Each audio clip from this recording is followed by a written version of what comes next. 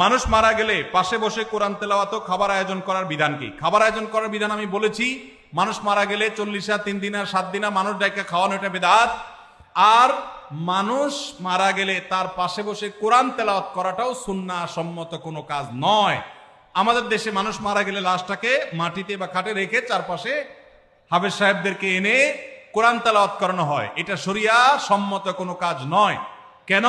কোনো মানুষ মারা যাওয়ার পরে কি কি করতে হবে শরীয়তে বলা আছে না নাই? আছে না নাই? মুর্দার লাশের চারপাশে বসে কোরআন তেলাওয়াত করতে হবে, এরকম কোনো হাদিস তো আমি পাই নাই। এটা কোত্থেকে আসলো?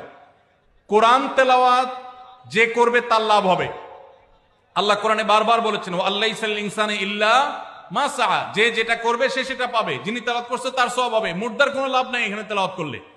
আর যদি বলেন যে কোরআন শোনাচ্ছি, তাহলে ওমা আনতা বিমুসমিইন মান ফিল কুবুর, আপনি তেলাওয়াত শোনাবেন জীবিত মানুষকে, মৃত মানুষকে তেলাওয়াত শুনিয়ে কোনো ফায়দা হবে না। এর সওয়াব হবে জীবিত অবস্থায় শুনলে।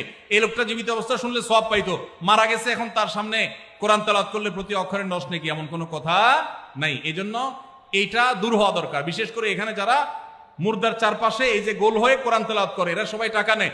তেলাওয়াতের বিনিময়ে টাকা গ্রহণ করা সারাসার হারাম। যে দেয় সেও হারাম করে।